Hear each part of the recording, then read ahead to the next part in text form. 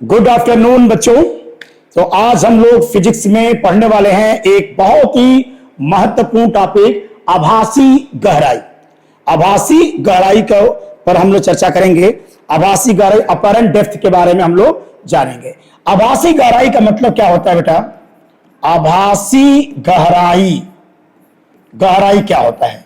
Actually जब हवा से पानी के अंदर किसी वस्तु को देखा जाता है, हवा से पानी के अंदर किसी वस्तु को देखा जाता है तो वह वस्तु कुछ ऊपर उठा हुआ प्रतीत होता है।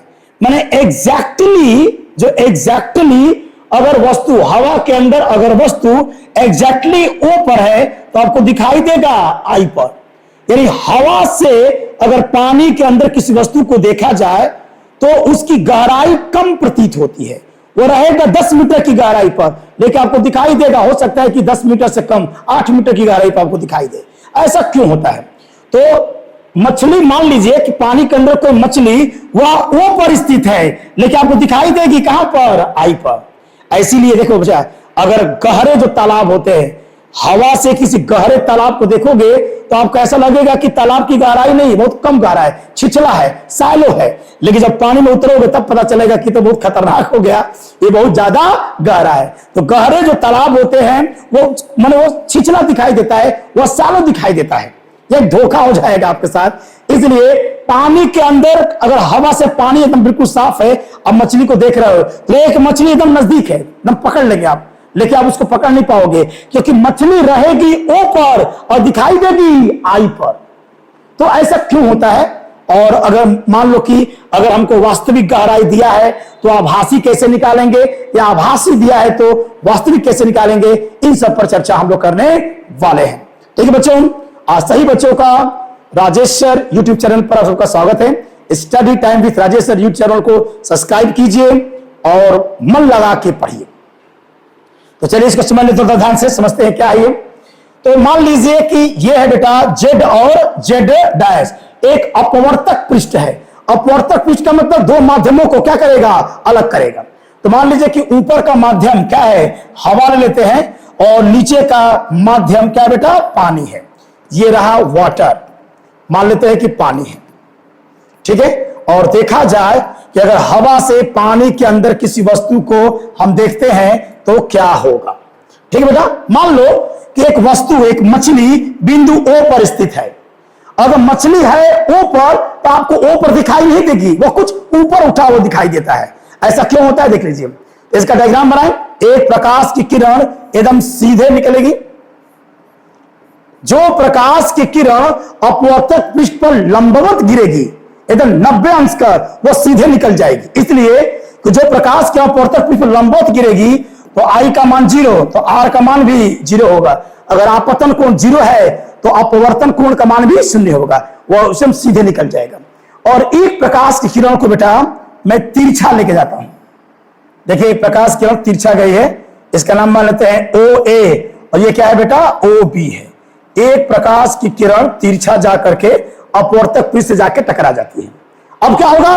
प्रकाश पानी से हवा में जा रहा है, यानी कि सघन से प्रकाश की किरण सघन माध्यम से कहां जा रही है? विरल माध्यम से। और प्रकाश की किरण जब पानी से हवा में जाएगी तो प्रकाश की चाल बढ़ जाएगी, और प्रकाश की जब चाल बढ़ेगी तो अविलंब से दूर हट जाएगी। अविलंब से दूर हट जाएगी, ये हम पढ़ चुके अपवर्तन की व्याख्या में। तो प्रकाश की जो किरण होगी अविलंब से दूर भागेगी, और अविलंब से दूर भागे।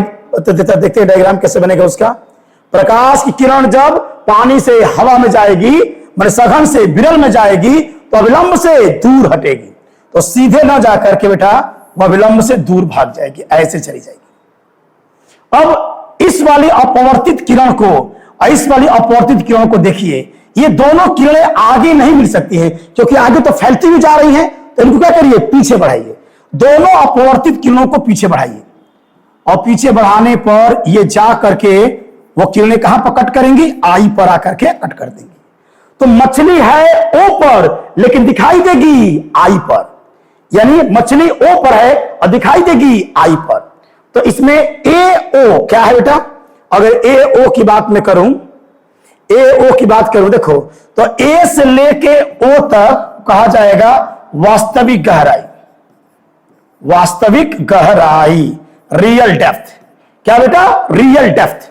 तो ए ओ रियल डेप्थ है और ए आई, ए से लेके आई तक यह है आभासी गहराई, यह है आभासी गहराई, गहराई अपेरेंट डेप्थ है। अब इन दोनों में हम लोग को रिलेशन पढ़ना है, आभासी गहराई और वास्तविक गहराई में क्या संबंध होता है। ठीक है बेटा, चलिए तो क्या करेंगे इसके लिए? इसके लिए काम ये करते हैं हम लोग कि स्नेल का नियम पहले हम लोग लागू करेंगे।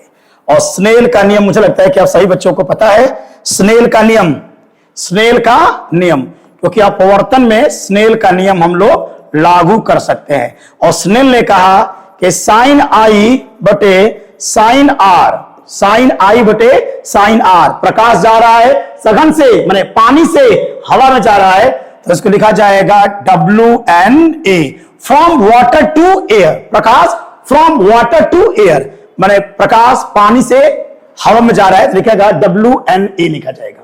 अच्छा मान लीजिए, लेट मान लो बेटा आई 0 के आसपास है और आर भी एकदम 0 के आसपास है, कोण बहुत छोटा है, इसमें आपतन कोण कौन है बेटा? ये आपतित किरण विलंब के बीच ये वाला कोण कौन है? आई है, और ये वाला कोण बेटा क्या है? आर है। मान लीजिए कि आपतन कोण और अपवर्तन कोण एकदम 0 के आसपास है, एकदम 0 के आसपास है, मतलब हमारा बिंदु बी एकदम ए के नजदीक है।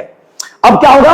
अगर आपतन कोण अपवर्तन कोण 0 के आसपास है, एक मैथ में फार्मूला पढ़े होंगे आप लोग, क्लास 12th के बच्चे, 10th के बच्चे तो नहीं जानते हैं लेकिन 12th के बच्चे जानते होंगे। एक फार्मूला बता दें, एक फार्मूला होता है कि लिमिट थीटा टेंडिंग टू 0 और साइन थीटा बाई थीटा बराबर 1, और एक होता है लिमिट थीटा अप्रोचिंग 0 और ये होता है tan थीटा बाई थीटा बराबर 1। यानी कि थीटा का मान अगर 0 के आसपास है तो हम साइन थीटा को tan थीटा मान सकते हैं। गणित ये कहता है कि अगर छोटा कोण है तो छोटे कोण के संदर्भ में साइन थीटा और tan थीटा ऑलमोस्ट आपस में बराबर होते हैं। जैसे साइन 0 अंश का मान 0 और tan 0 अंश का मान भी 0 होता है, तो छोटे कोण के संदर्भ में साइन थीटा और tan थीटा आपस में बराबर होते हैं। तो अगर मान लिया गया, यदि मैंने मान लिया कि कोण जो है एकदम बराबर है, I approaching 0 and R approaching 0, यानी कि I और R का मान बहुत ही छोटा है, तो इस संदर्भ में साइन I के जगह पर आप tan I लिख सकते हो और साइन R के जगह पर हम tan R लिख सकते हैं। और एक और फार्मूला कि WNA के जगह पर 1/ANW लिखा जा सकता है। ये पर्टिकुलर पूरे मान को रखिए, ये पूरा जो मान है स्नेल के नियम के फार्मूले में रख दीजिए, तो हो जाएगा tan I और नीचे हो जाएगा बेटा tan के R और यहां हो जाएगा 1/ANW, refractive index of water with respect to air, हवा के सापेक्ष जल का अपवर्तनांक। Are you getting the point?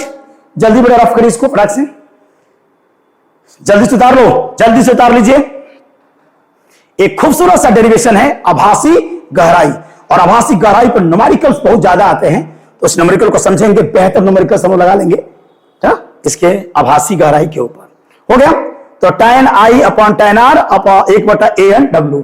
एक काम करें बेटा, दोनों को व्युत्क्रम करिए, दोनों को उलट दीजिए, दोनों का व्युत्क्रम करो। अगर मैं दोनों का व्युत्क्रम कर दूं तो कितना आ जाएगा?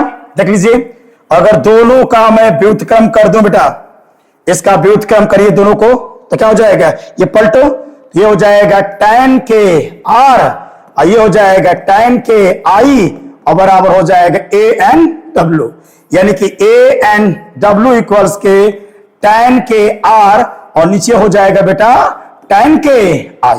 और इस पर चर्चा कर लिया जाए, इस पर थोड़ा चर्चा किया जाए। फिगर देखिए, सीधे डायग्राम देखो बेटा, अगर ये I है तो ये वाला कोण भी, अगर ये वाला I है बेटा तो ये वाला कोण भी क्या हो जाएगा? I, एकांतर कोण। अगर ये I है तो ये भी क्या हो जाएगा? I हो जाएगा। और अगर ये वाला कोण R है बेटा तो ये वाला कोण भी क्या हो जाएगा? R हो जाएगा, संगत कोण।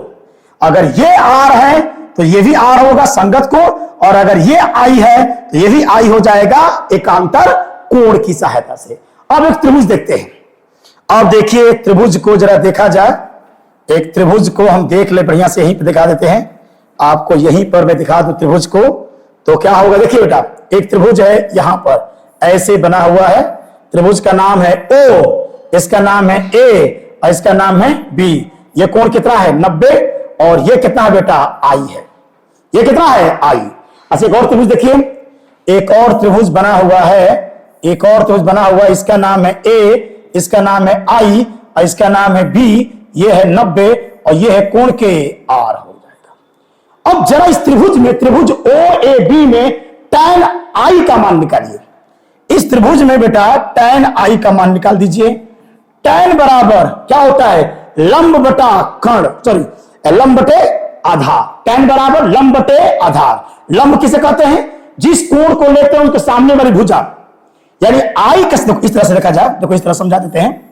देखो ये तो 90 अंश है, ये तो कर्ण हो गया, ये तो कर्ण हो गया। इस कोण को चुन रहे हो तो ये लंब हो जाएगा और ये वाली भुजा हमारी क्या हो जाएगी, आधार हो जाएगी। tan बराबर लंब बटे आधार। tan थीटा का फॉर्मूला होता है लंब बटे क्या होगा बेटा, आधार होता है, लंब बटे आधार होता है। तो इस फॉर्मूले में tan I बराबर लंब, लंब माने कि AB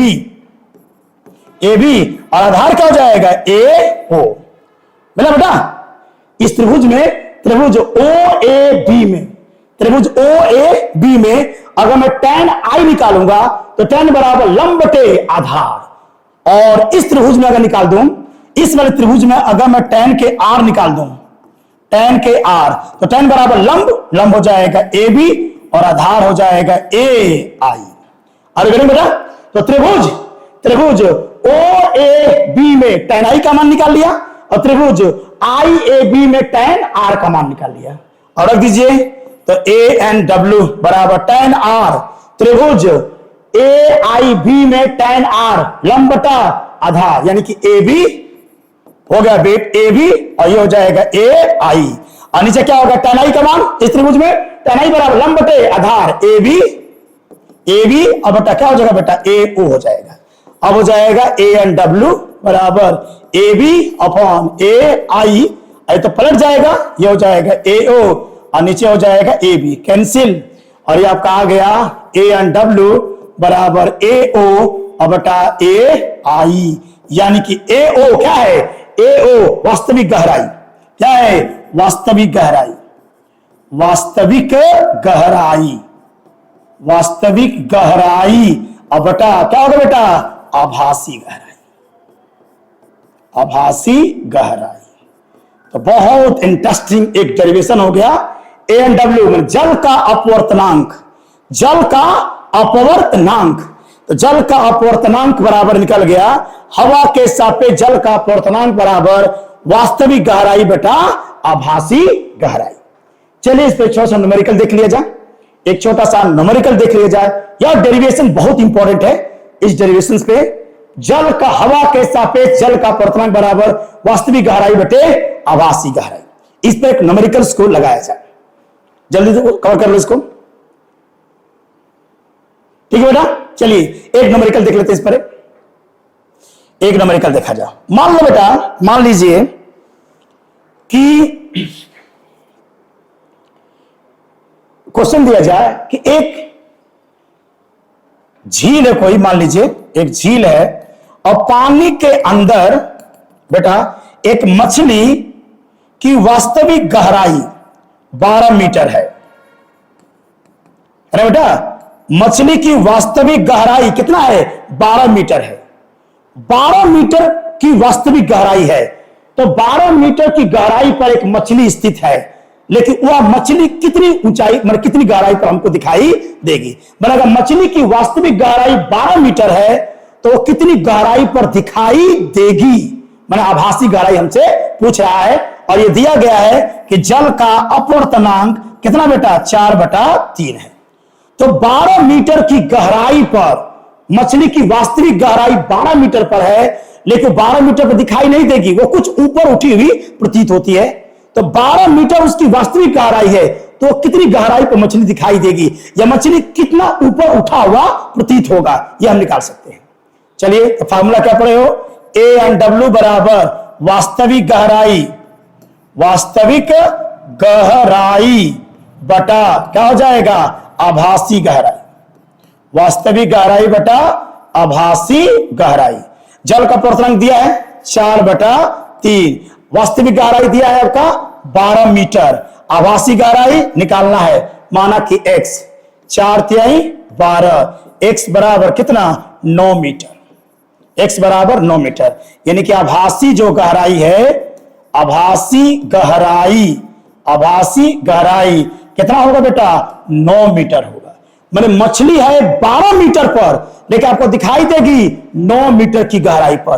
तब पूछा जाए कि मछली कितना मीटर ऊपर उठा हुआ प्रतीत होगा, कितना ऊपर उठा हुआ प्रतीत होगा।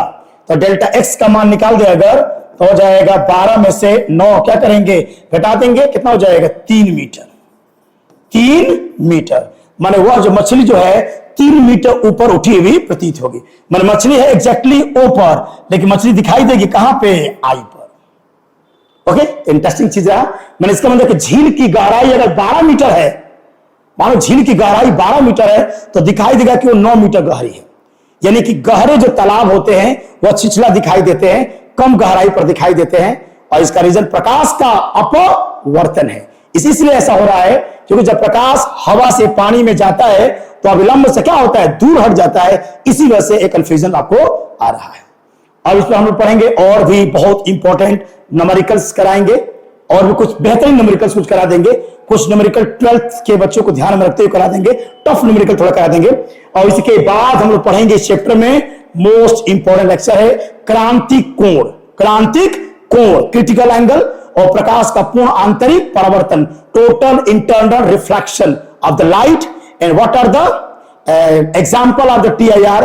प्रकाश के पूर्ण आंतरिक परावर्तन के एग्जाम्पल क्या क्या होते हैं, जैसे हीरा क्यों चमकता है, हीरा के चमकने का कारण क्या है, ऑप्टिकल फाइबर्स जो मैकेनिज्म है, लूमिंग क्या होता है, लूमिंग किसे कहते हैं, या मृग मरीचिका ना, रेगिस्तान में कुछ दूरी पर जो पेड़ होता है वो उल्टा दिखाई क्यों देता है, या गर्मी के मौसम में आप सड़क पर जा रहे हो तो ऐसा लगे कि सामने कुछ दूरी पर बारिश हुआ है, ऐसा क्यों प्रतीत होता है। ये सब रीजन है प्रकाश का पूर्ण आंतरिक परावर्तन। ओके, तो प्रकाश के पूर्ण आंतरिक परावर्तन पर चर्चा करेंगे। या होता है फिश वर्ल्ड, एक मछली पानी के अंदर से कितनी दुनिया को देख सकती है, कितनी दुनिया देख सकती है, फिश वर्ल्ड माने एक पानी के अंदर एक मछली कितनी दुनिया देख सकती है, फिश वर्ल्ड। ये भी हम पढ़ेंगे जब पढ़ेंगे क्रांतिक कोण। इस चैप्टर का एक इंपॉर्टेंट लेक्चर होगा, कौन सा, क्रांतिक कोण। क्रांतिक कोण क्या होता है, इस पर हम लोग चर्चा करेंगे। ठीक है बेटा, तब तक इसे कवर करिए, बाकी हम लोग क्रांतिक कोण के बारे में बहुत जल्दी वीडियो बनाकर अपलोड करेंगे। ऐसे ही मन लगा के पढ़ते रहिए, कमेंट्स करिए, सब्सक्राइब कीजिए, लाइक कीजिए, और कोई भी दिक्कत होता है अपने क्वेश्चंस को आप कमेंट्स कीजिए। ठीक है बेटा, बी हैप्पी, हमेशा खुश रहिए, मन लगा के पढ़िए।